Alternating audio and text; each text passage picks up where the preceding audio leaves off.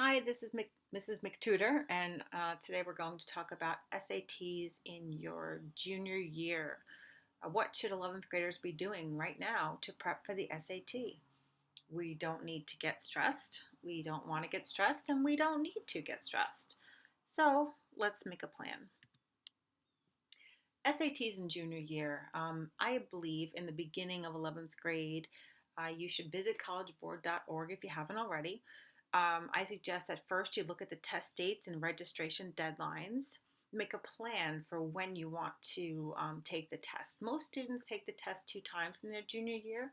You want to think about the events that will be happening in your life so that you don't add to a already stressful time of year. Allow yourself enough time to prepare properly. Again, we don't want to be overly stressed, so just make sure that you have a plan in place and allow enough time. Look at the resources provided through collegeboard.org. They really have a lot of awesome free resources. Many of my students like to download the app for question of the day. They have so many practice tests with really great explanations of the answers. And my favorite is that students should take advantage of the free Khan Academy test prep. It's just fantastic. All right, so we're going to go together to collegeboard.org. For my classes right now, I've been teaching juniors for years.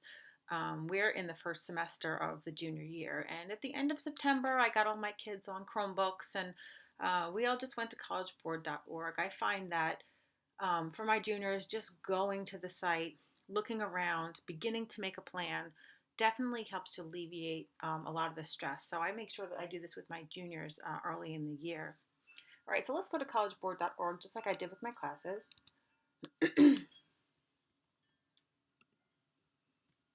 Okay, I'm just going to go right to the beginning so you could see it from the beginning. Okay, if you go to collegeboard.org, we just scrolled right down and clicked on SAT. There's a lot that you could look at here. Um, and I tell my students you really should explore, like on the weekend, definitely click on lots of things. But for the sake of time in class, we just clicked on certain things. But you can see they have a checklist for the test of the day, um, registration tips, all sorts of great things. We're going to scroll down and click on register for the SAT. Okay, and if we scroll down here, we're going to click on test dates and deadlines right over here. Okay, this is a great starting point. They have this wonderful little chart to show you the test dates, registration deadline, late registration deadline, which I believe comes with a fee. So we could make these deadlines right. Okay, so a couple of dates have already passed. Right now, we are currently in the month of October in my classes, 2019. November is coming really, really soon. I don't suggest, unless my students have already been preparing, I wouldn't suggest that anyone hurries to take this November test. It's just not necessary, in my opinion, if you're a junior. Okay, but now these are the dates you want to maybe consider more seriously. Again, this is my opinion. Would you be comfortable if we started preparing now? Would you be comfortable trying the test in December, March? It's offered again in May and June. So sometimes it's monthly, sometimes it's every other month. But you do want to make a plan. Would you want to try it for the first time in December and maybe take it again in March? Or do you want to take it in March and try it again in May? Just definitely make a plan for yourself. Um, just be careful though. Do think about what's going on in your life because if you are taking AP courses, you might have AP tests around this time. You don't want to add additional stress. So think about that. Think about your sports and your playoff games and anything that's going on in your family. There's a lot of communions and things like that as well. All right, we're going to scroll back up. And the next thing we clicked on was this practice. Okay, I'm going to scroll down here. I'm just looking at the column under practice. We're not going to click on everything, but my students definitely should when they have time on the weekends. Please notice that the app here, you click here to find out how to get the app for the question of the day. It's great. Kids love it. I love this SAT practice test. I'm going to click there. They used to only have a few practice tests years ago, and then I've seen maybe up to 5 or 6 tests. But if you look, these are full length tests 1, 2, 3, 4, 5, 6, 7, 8, 9, 10. 10 full practice tests. It's fantastic. Um, I like to click on the see all button because when you click it this way, you get this really nice version of it. The other ones, I don't know, end up with some weird files. So I like to click this one. But this is an actual practice test.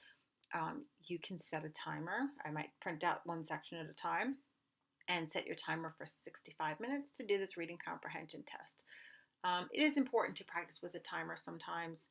I wouldn't always practice with a timer because I do want students to take their time to get familiar with the types of questioning. So you don't always have to hurry. I really want them to experience and think about the types of questions because they do tend to repeat themselves.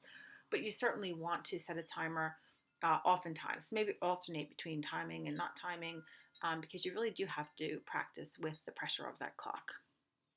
Okay, right, so the reading test is part one. I'm going to scroll down. There's a lot of questions here, of course. Part two is that writing and language test. Here we go. Writing and language test is 35 minutes with 44 questions, right? So you just want to get familiar with the types of questions, that there's so many tests that they give you. It's fantastic. You can just print out one section at a time. They give you answers explained. The answers explained are great. They really give thorough explanations for why the answer is what it is. So definitely check that out. Okay, my favorite. Okay, practice on Khan Academy. Clicking that one. This is great. Okay, my students, we went right here. We clicked on practice now. All right, I had my students, it does actually, if you click on start practicing, it does have you sign up. I actually used class code and things like that. But any student could sign up. You don't have to do it through a teacher and it's free. I'm going to click on start practicing. Okay, and at the top, you can make up a practice schedule if you like, but I'm just going to click on practice up here. And you can see you can take short quizzes or move down here. This is, of course, math, which is not my subject. But you can click on reading and writing. You could practice the essay. Again, they start they start with the quiz section, but I love this.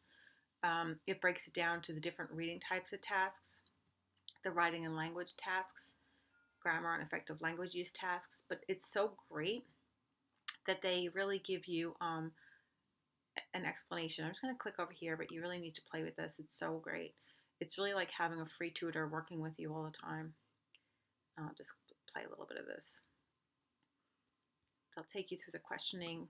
They'll take you through the thought process. A new solar-powered bicycle can reach speeds of up to as high as 30 miles per hour. I'm going to pause for the sake of time, but you need to play with this.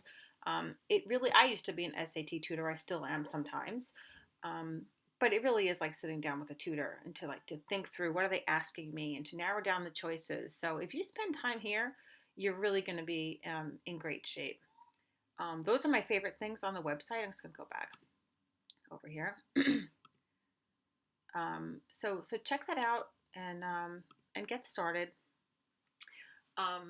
Make a plan to practice. Okay, you want to just say, all right, I could do 3 days a week, an hour, 2 days a week, 2 hours. What works for you? Consider taking an SAT course. There are some free courses through many high schools and libraries. Some have a small fee. You might want to work with a tutor, but really there's just so much you can do for free on your own, right through College Board. Definitely take turns practicing with a timer and without a timer.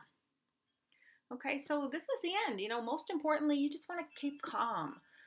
Just get started. You won't be as stressed if you just get started. It's the not knowing and it's not starting that tends to cause stress for my juniors. It's just not necessary.